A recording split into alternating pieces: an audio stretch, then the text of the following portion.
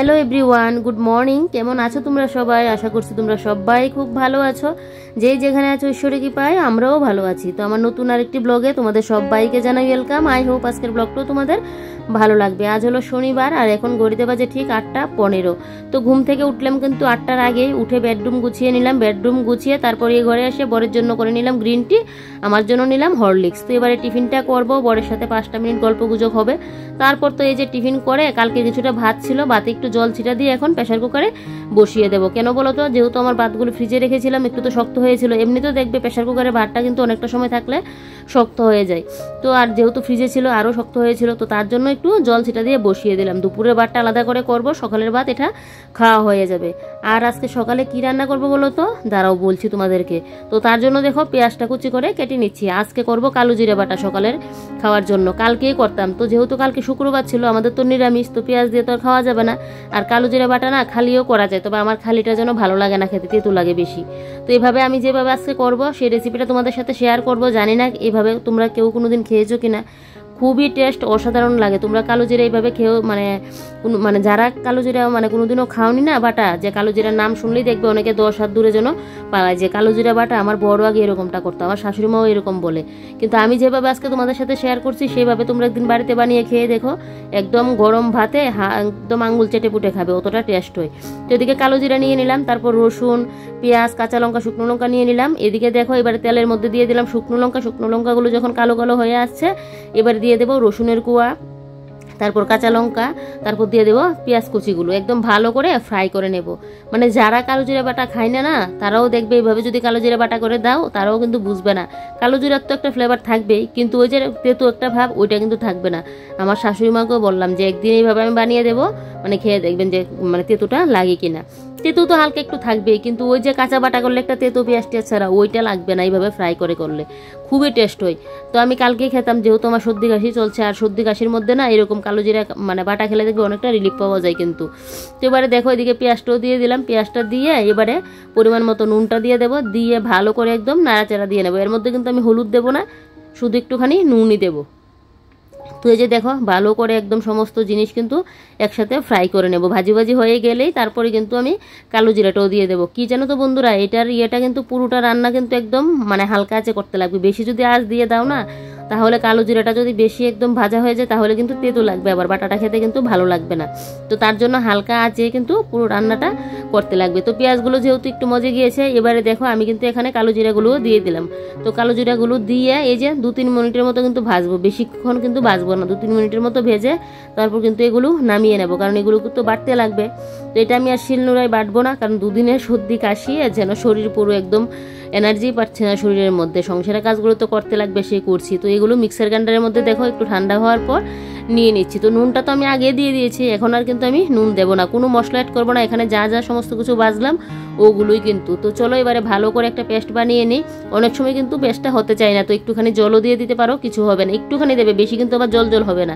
এই যে আমি যে পেস্টটা করলাম দেখতেই পাচ্ছ এরকম কিন্তু হবে। তারপর আবারও তেল দিয়ে দিলাম, তেলের মধ্যে এই যে এই কালো জিরার পেস্টটা দিয়ে দিলাম, দিয়ে এইবারে কিন্তু ভালো করে ফ্রাই করে নেব। এইভাবে করে একদিন বাড়িতে বানিয়ে খেয়ে দেখো, তারপর আমার ভিডিওতে এসে না হয় কমেন্ট করে বলবে যে কীরকম লাগে তোমাদের খেতে। অতটা টেস্ট হয় খেতে, খুবই ভালো লাগে। আমার বর তো আগে নামই শুনতে পারতো না, বলতো যে এগুলো কে খায়, কিন্তু এখন এইভাবে করাতে ও ভালোবাসে খেতে। তো আমাদের এদিকে কিন্তু কালো জিরা বাটা হওয়ার পর সকালের খাওয়া দাওয়া হয়ে গেছে। আজকে যেহেতু সকালবেলায় বেডরুমটা ক্লিন করে নিয়েছি, তো ভাবলাম যে একটা বড় কাজ তো শেষ করে নিলাম, আজকে না হয় খাওয়া দাওয়ার পরেই রান্নাবান্না, তারপর রান্নাঘরের কাজগুলো করবো রান্না বসিয়ে।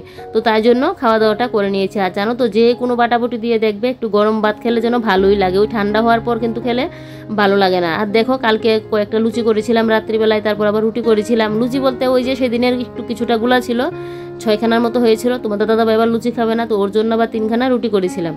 তো এই যে বক্সটাও বললো, তো সমস্ত কিছু ধুয়ে দিয়ে রেখে দিয়েছি। এবারে দেখো মিক্সার গ্রাইন্ডারটাকে ভালো করে একটু মুছে নিচ্ছি। আর কি জানি হয়েছে, আমার মিক্সার গ্রাইন্ডারটা 2 দিন যাবত দেখছি একটু ডিস্টার্ব করছে। সে আবার 3-4 বার যখন একটু আবার সুইচটা দেয় তারপর দেখছি আবার ঠিকঠাক হয়। এটা যে আমার কারেন্টের কোনো লাইনের কোনো কিছু শর্ট সার্কিট হয়েছে এরকমটাও না, যা কিছু আছে এই মিক্সার গ্রাইন্ডারটার মধ্যে। ওইটার নিচটা দিয়ে দেখবে একটা লাল কালারের একটা ইয়ের মতো থাকে, পিনের মতো থাকে। ওইটাকে একটু যদি আবার ঠিকঠাক করে দিয়ে আবার দেখছি ঠিকঠাক চালু হচ্ছে। জানি না, এটা আবার মেকানিকের কাছে দেখাতে লাগবে। কেন যে এরকমটা হয়, আমার মানে যে কোনো জিনিস আমি পছন্দ করে ঘরে আনার পর সেটা যখন কোনো মানে নষ্ট হয়ে যায় না, মানে একটু খারাপের দিকে চলতে থাকে, তখন যেন আমার মনটা পুরো খারাপ হয়ে যায়। তবে অনেক দিন হয়েছে, এটা প্রায় 3-4 বছরের মতো কিন্তু হয়ে গেছে।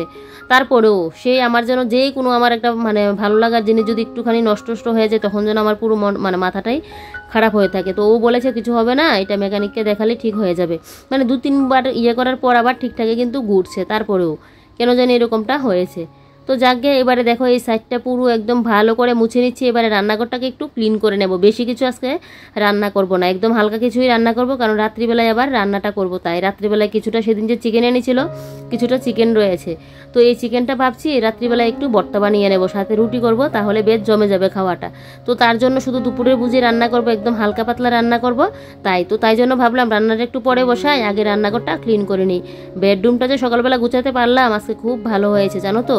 মানে ভেবেছিলাম একবার তোমাদের সাথে শেয়ার করবো, তো ভাবলাম যে দুদিনে তো পুরো বেডরুম ডিপ ক্লিন করেছিলাম, তো বেডরুমে তেমন কাজ নেই, শুধু বিছানাপত্র তুললাম আর এই যে ঘরটা এই সোফা টোফাগুলো একটু গুছিয়ে ঘরটা ভালো করে ঝাড় দিয়ে নিয়েছি। আজকে আমার বেডরুমে কিন্তু আর পরে গিয়ে কোনো কাজ করতে লাগবে না।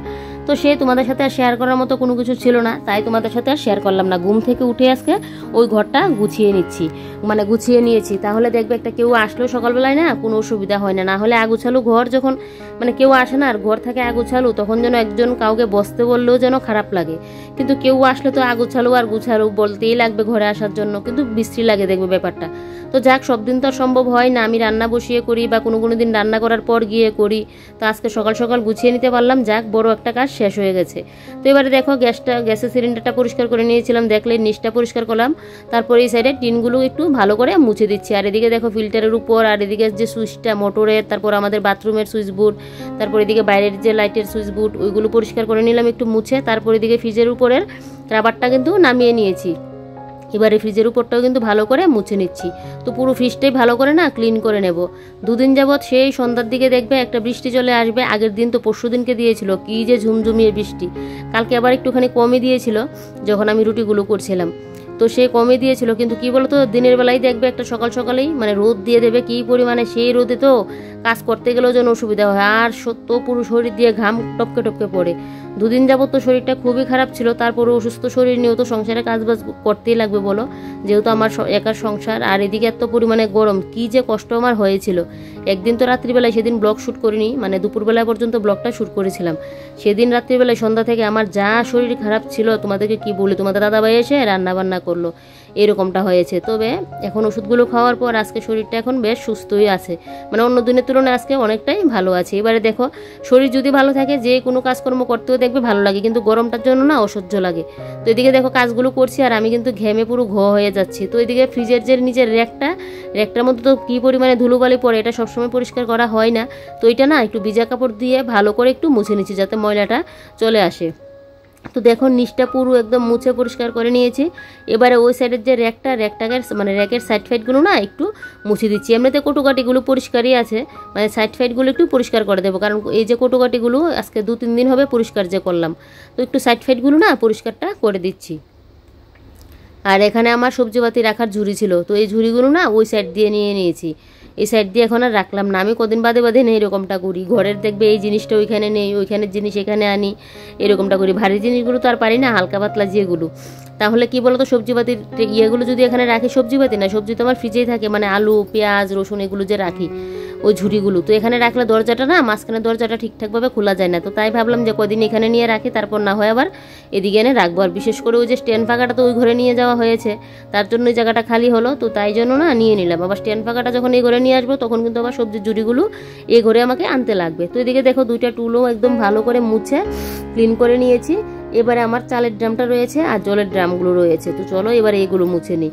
তো দেখো চালের ড্রামের নিচটাকে আগে ভালো করে মুছে দিচ্ছি, মুছে এই যে দেখো এবার জলের ড্রামগুলোও মুছে নিচ্ছি। কালকে আর ঘরে জল আনতে হয়নি, আজকে আবার জল আনতে হয়েছে। প্রত্যেক দিন না আমার ঘরে জল লাগে না, কারণ আমার তো মোটরের জল দিয়ে সমস্ত কিছু হয়, শুধু রান্নার জলটা আর খাওয়ার জলটা ওই সাপ্লাই জলটা দিয়ে করা হয়। তো এদিকে দেখো এই যে চালের ড্রামের উপরের জায়গাটাও মুছে নিয়েছি, নিয়ে এবারে দেখো কাপড়টাও দিয়ে দিলাম। এবারে এই যে চালের কৌটোটা এখানে রেখে দিচ্ছি।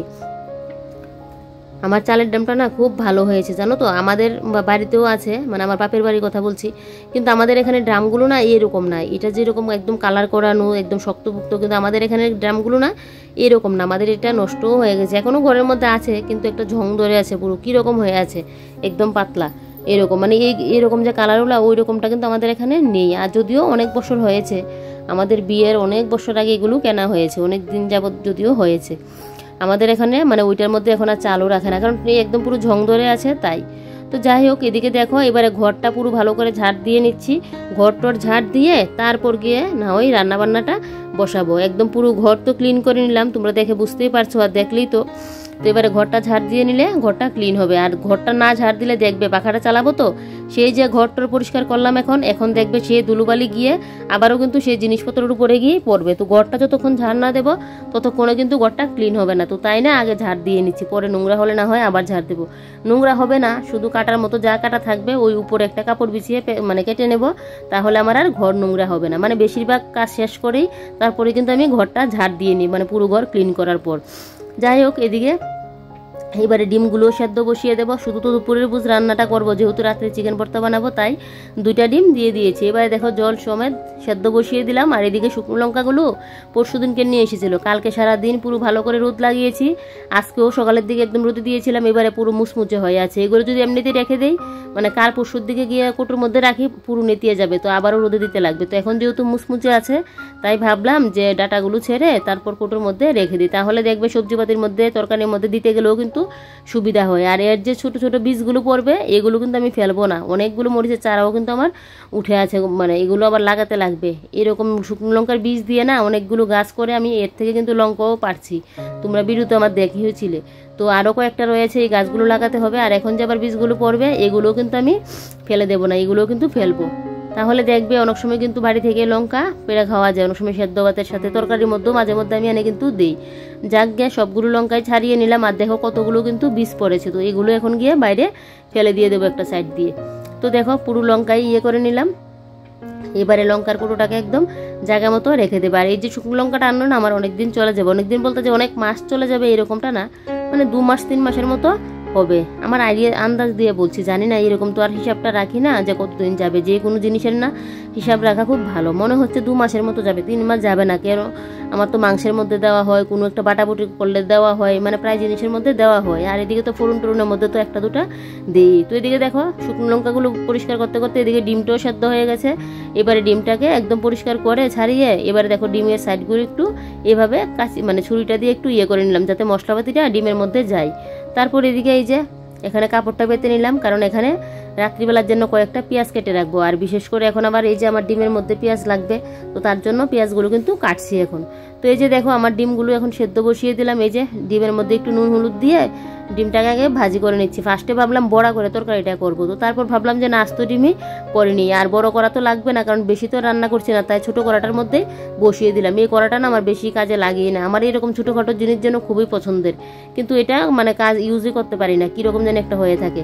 আর এদিকে রাত্রিবেলার জন্য আস্ত পেঁয়াজ আর আস্ত আদা কেটে রেখে দিয়েছি জলে ভিজিয়ে, না হলে তো আবার একদম কালো কালো হয়ে যাবে। তাই তো এগুলো ফ্রিজের মধ্যে রেখে দিয়েছি রাত্রিবেলা, যাতে আমার আলাদা করে আর না কাটতে লাগে, শুধু কুচি করে নেবো অতটুকুই। তারপর এগুলোকে ডাস্টবিনের মধ্যে ফেলে এই জায়গাটা দেখো আবারও মুছে নিয়েছি। আর এদিকে ডিমের মশলাপাতি একদম ভাজি করে এবারে ঝোলটা দিয়ে ডিমটাও কিন্তু দিয়ে দিলাম। এবার একটু গরম মশলা দেবো, তারপর নামিয়ে নেবো। আর ঝোলটা একটু মনে হয় বেশি দিয়ে দিয়েছি গো। তারপর এদিকে ফ্রিজে একটু বেসনগুলো ছিল, বেসনটা নামিয়ে নিলাম। তারপরে এদিকে দেখো এলাঞ্চার শাক যে বলে সেদিন জেনেছিলাম, যেটাকে আমরা বলি এলাঞ্চার শাক, অনেকে বলে, অনেকে আবার তিতির ডুকা বলা হয়, অনেকে আবার তিতির ডুকা বলে। তো এইগুলোকে কয়েকটা নিয়ে নিয়েছি, কারণ মানে দুপুরবেলায় শুধু ডিমের ঝোল দিয়ে তো আর খাওয়া হবে না, বিশেষ করে আমিই খেতে পারবো না, কারণ আমার ডিমটা বেশি একটা পছন্দ না। তো তার জন্য ভাবলাম কয়েকটা দুপুরবেলায় বড়া বানিয়ে নেব। তো তার জন্য দেখো বেসনের সাথে একসাথে মিক্সড করে নিচ্ছে। আর আমার ঘরে না বেসনটাও ফুরিয়ে গেছে, ওকে বলতে লাগবে আবার বেসন আর ময়দাটা নিয়ে আসার জন্য। তো সেই এবারে দেখো এগুলোকে ভালো করে মেখে নিচ্ছি। এর সাথে যদি মসুর ডাল বাটা দেওয়া যেত না, তাহলে আরও টেস্ট হতো। তো দেখি দুপুরে করার সময় না হয় মসুর ডাল একটু বেটে দিয়ে দেবো। তো এগুলো তো মেখে নিলাম এখানে মানে ডেকে। তারপর এদিকে দেখো রান্নাবান্না শেষ, সমস্ত কিছু একদম নামিয়ে গ্যাস টেস মুছে বাসনপত্র ধুয়ে এই যে বলটার মধ্যে সবসময় বাসন কুসন রাখি, এই বলটা তো আর সবসময় মাজা ঘষা হয় না, তো বলটাকে একদম মাজে ঘষে একদম পরিষ্কার করে নিচ্ছি। না হলে দেখবে সবসময় জল পড়তে পড়তে না একটা যেন পিছলে পিছলে হয়ে থাকে। তো তার জন্য বলটাকে পুরো ভালো করে পরিষ্কার করে নিচ্ছি। মেয়েদের জীবন জানো তো বন্ধুরা, বিয়ের পর পুরোপুরি যেন বদলে যায়। সেই বিয়ের আগে কোথায় কি মানে অত কাজ তো করতামই না, শুধু সারাদিন ওই যে ঘরের পুজো দিতাম, সন্ধ্যা দিতাম, আর এ নিয়ে ব্যস্ত থাকতাম। টিউশনি আর পড়াশোনা এগুলো নিয়ে ছিল। আর আমি বিয়ের আগে টিউশনিও করতাম, যদিও বিয়ের পর এখানে এসে আর এটা করি না, কারণ আমার আবার মাথা যন্ত্রণার প্রবলেম আছে। আগেও এরকমটা হতো, মাথা যন্ত্রণার প্রবলেম হতো। তারপর বিয়ের পর থেকে আর টিউশনি কোনোদিন আমি করিনি। তো আমাদের এখানটায় শুধু এই কাজগুলোই করতাম। আর এখন বিয়ের পর দেখো একটা মেয়ে, মানে সবার কথাই বলছি, শুধু আমার দিক দিয়ে না, তারপরও অনেকে তো বিয়ের আগে দেখবে কিছু কিছু রান্নাও জানতো। আমি রান্না বান্না বলো, ঘর গুছানো বলো, কোনো কাজে আমি করতাম না। আমার মা এগুলো সবসময় দেখতাম করতো। আমি শুধু পুজোটা দিতাম, সন্ধ্যাটা দিতাম, অতটুকুই। আর যে আমার টিউশনি, আমার কলেজ, ওগুলো নিয়ে আমি থাকতাম।